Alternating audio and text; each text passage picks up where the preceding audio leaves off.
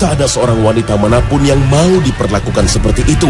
Dan bukan Ayu Ting Ting namanya bila tidak menghadapi masalah ini dengan pasrah dan tawakal.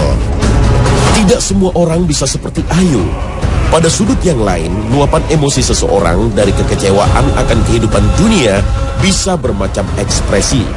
Dari menulis status di sosial media sampai memanjat tower listrik atau papan reklame. Itulah manusia. Dengan derajat tindakan yang beragam dari pemahaman akan masalah yang berbeda pula. Lalu bagaimanakah Islam memandang rasa kecewa? Dan bagaimana seharusnya manusia menaruh harapan? Pagi ini, Khazanah akan membahas harapan dan galau dunia dari perspektif Islam.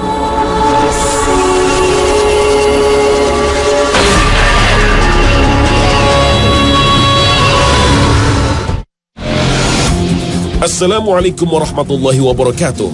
Selamat pagi pemirsa Trans 7. Khazanah, ensiklopedia Islam dunia, kembali hadir untuk melengkapi wawasan Anda mengenai Islam dan berdasar pada Al-Quran dan Sunnah. Kali ini, Khazanah akan membahas tentang bagaimana mengatasi rasa kecewa sesuai tuntunan syariat. Harapan dan impian merupakan fitrah manusia yang mendorong manusia untuk lebih maju dan juga bersemangat dalam menggapai sesuatu. Manusia tanpa harapan layaknya orang yang sudah mati. Harapanlah yang membawa seseorang menuju arah yang lebih baik. Berharap merupakan hal yang baik, bahkan dianjurkan dalam Islam. Seperti dijelaskan dalam surat Al-Insyirah ayat 8. Dan hanya kepada Tuhanmu lah, Allah Subhanahu wa Ta'ala, hendaknya kamu berharap. Ayat tersebut menunjukkan betapa pentingnya sebuah harapan bagi umat muslim.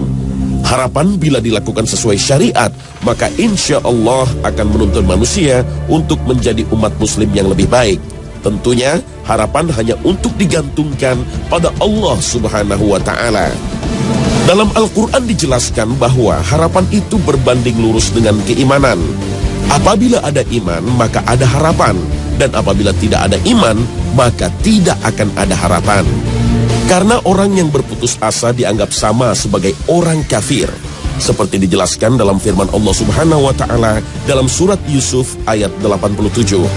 وَلَا تَيْأَسُوا مِنْ رَوْحِ اللَّهِ إِنَّهُ لَا يَيْأَسُ مِنْ رَوْحِ اللَّهِ إِلَّا الْقَوْمُ الْكَافِرُونَ.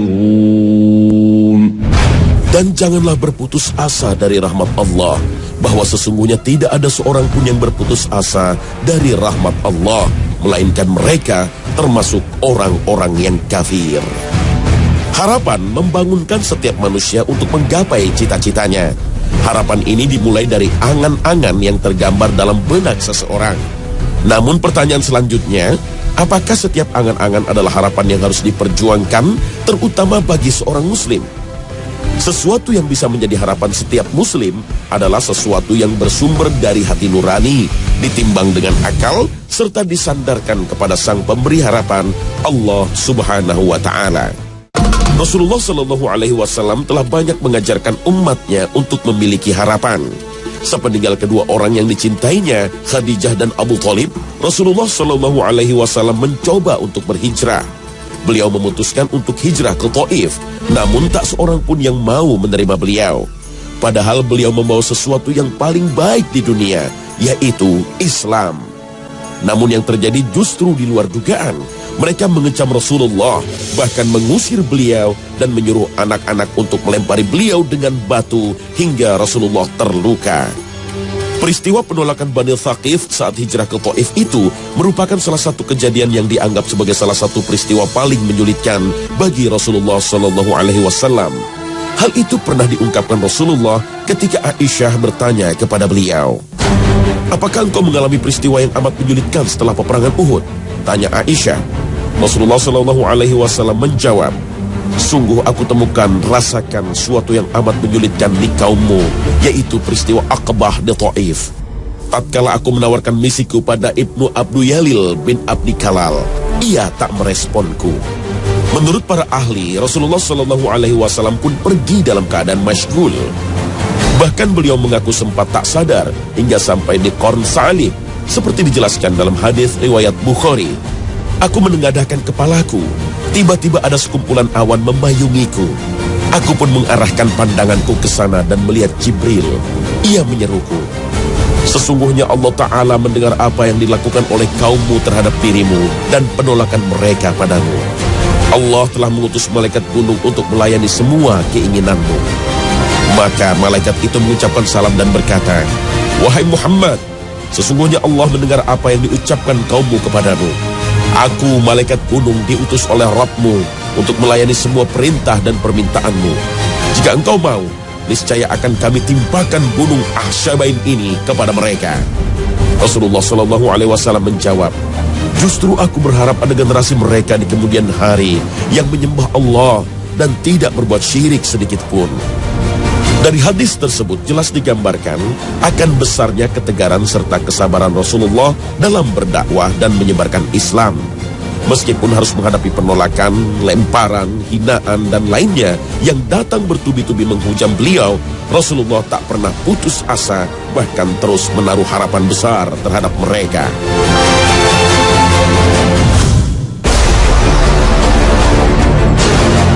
Seringkali kita mendengar istilah doa, ikhtiar, dan tawakal. 3 elemen ini mengikat dalam rangka mewujudkan harapan manusia. Tidak melulu urusan uang dan harta, tapi di segala urusan manusia. Seberapa kuat doa kita, seberapa kuat usaha dan ikhtiar kita, dan seberapa kuat tawakal kita akan melahirkan hasil dari target harapan kita. Jangan bilang usaha dan doa kita sudah sangat kuat, namun hasilnya tetap di bawah harapan.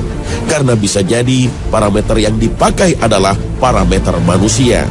Padahal kita sedang berkomunikasi dengan Allah Subhanahu wa Ta'ala yang Maha Pemilik segala harapan manusia. Rizki umumnya dibaca dengan maksud uang atau harta. Namun ada yang membacanya lebih bijak seperti kesehatan keluarga, ketenangan rumah tangga, atau menjaga kehormatan di mata masyarakat. Berkomunikasi dengan Allah dalam rangka meraih impian juga harus diimbangi dengan konsistensi dalam kebenaran Islam dan jujur dalam kehidupan. Misalnya, tidak mau mengambil hak orang lain dengan zalim dan membela setiap kebenaran yang datang dari Islam dan bukan kebenaran buatan manusia. Karena bisa jadi, itulah ujian yang sesungguhnya dari Allah. Ketika kita dibuat bimbang antara kebenaran Islam atau kebenaran buatan manusia. Wa qul ja'al haqq wa zahaqal batil innal batila kana zahuqa. Ikhtiar yang baik harus diiringi dengan doa yang baik. Tidak bisa kita melakukan pekerjaan baik, katakanlah halal, namun diiringi doa yang tidak baik. Seperti menyingkirkan orang lain supaya jalan usaha kita menjadi mudah. Doa dan ikhtiar haruslah selaras. Karena menurut bahasa, doa berasal dari kata da'a, yang artinya memanggil. Sedangkan menurut istilah syara, doa berarti memohon sesuatu yang bermanfaat dan memohon terbebas atau tercegah dari sesuatu yang memudaratkan. Doa inilah yang akan menjembatani ridho Allah supaya ikhtiar kita berjalan baik, insya Allah. Setelah doa baik dan ikhtiar baik ini dilaksanakan, maka satu lagi yang perlu dipahami adalah tawakal. Tanpa tawakal, maka kita akan selalu menjadi jiwa penagih dan jiwa yang serba kekurangan. Doa dan ikhtiar menjadi pamrih seperti sebuah syarat yang mesti dijalani dan wajib mendapat imbalan. Tawakal dari segi bahasa memiliki arti menyerahkan, mewakilkan, dan kepercayaan total dari makhluk kepada Khaliq. Tawakal adalah kesungguhan hati dalam bersandar kepada Allah Ta'ala untuk mendapatkan kemaslahatan serta mencegah bahaya, baik menyangkut urusan dunia maupun akhirat. Allah Ta'ala berfirman dalam surat At-Talaq ayat 2 dan 3. Dan barang siapa bertakwa kepada Allah, niscaya dia akan jadikan baginya jalan keluar dan memberi rezeki dari arah yang tidak ia sangka-sangka. Dan barang siapa bertawakal kepada Allah, maka dia itu cukup baginya. Makna tawakal juga dijelaskan lebih mendalam oleh Ibnu Qayyim sebagai faktor paling utama sebagai benteng jiwa. Pertahanan seseorang ketika tidak memiliki kekuatan dari serangan yang menindas serta memusuhinya. karena Allah sebagai pelindungnya atau yang memberinya kecukupan. Maka barang siapa yang menjadikan Allah sebagai pelindungnya serta yang memberinya kecukupan, maka musuhnya itu tidak akan bisa mendatangkan bahaya padanya. Bila direnungkan, maka dapat dikatakan bahwa pengaruh tawakal itu tampak dalam gerak dan usaha seseorang ketika bekerja untuk mencapai tujuan-tujuannya. Tawakal tidaklah berarti meninggalkan usaha. Hendaknya setiap muslim bersungguh-sungguh dan berusaha untuk mendapatkan penghidupan. Hanya saja manusia tidak boleh menyandarkan diri pada kelelahan, kerja keras dan usahanya. Tetapi manusia harus meyakini bahwa segala urusan adalah milik Allah dan bahwa rezeki itu hanyalah dari Allah semata.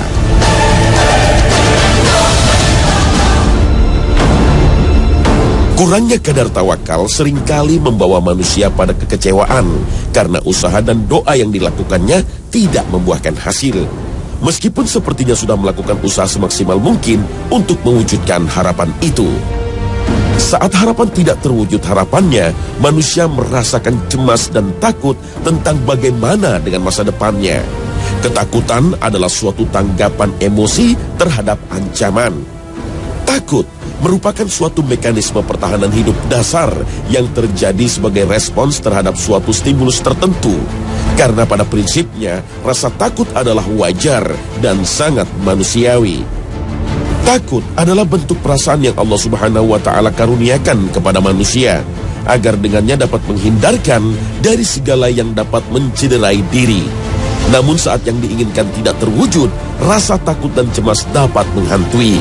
Bila hal ini terus dibiarkan berlarut-larut, maka keputusasaan dapat segera menghadang. Manusia kemudian menggugat, apakah Allah Subhanahu wa Ta'ala tidak mempunyai sifat Ar-Rahman atau Maha Pengasih kepadanya? Maka hanya prasangka buruk atau suudzon yang datang terhadap Allah Subhanahu wa Ta'ala. Bila ini yang terjadi, maka titik berikutnya adalah menurunnya kadar iman seseorang. Suudzon terhadap Allah otomatis menurunkan kadar keimanan. Dan bila ini terjadi, ditambah himpitan hidup yang belum lagi lepas, maka rasa frustasi akan di depan mata. Dampak paling ekstrim, bunuh diri. Padahal Allah sudah menjelaskan bahwa bunuh diri adalah jalan menuju neraka. وَلَا تَقْتُلُوا أَنفُسَكُمْ إِنَّ اللَّهَ كَانَ بِكُمْ رَحِيمًا. Dalam hadis yang diriwayatkan oleh Bukhari dan Muslim dari Ad-Dhahak disebutkan, barang siapa terjun dari sebuah bukit untuk menewaskan dirinya, maka kelak ia akan masuk neraka dalam keadaan terlempar jasadnya. Ia kekal dalam neraka selama-lamanya. Barang siapa yang meneguk racun dan racun itu menewaskan dirinya, maka racun itu akan tetap dalam genggaman tangannya sambil meneguknya di dalam neraka jahanam. Ia juga kekal di dalamnya selama-lamanya.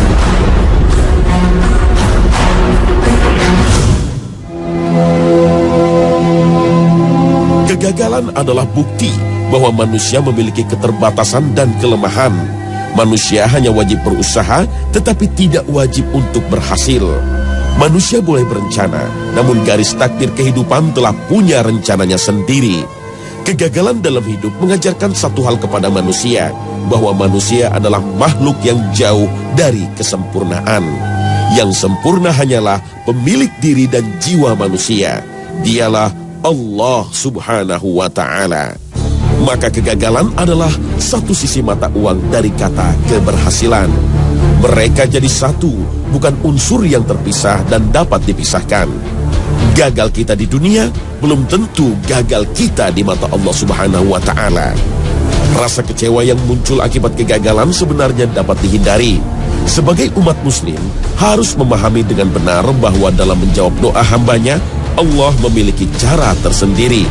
Pemahaman terhadap hal ini amatlah penting agar terhindar dari prasangka buruk atau suudzon terhadap diri, apalagi terhadap Allah Subhanahu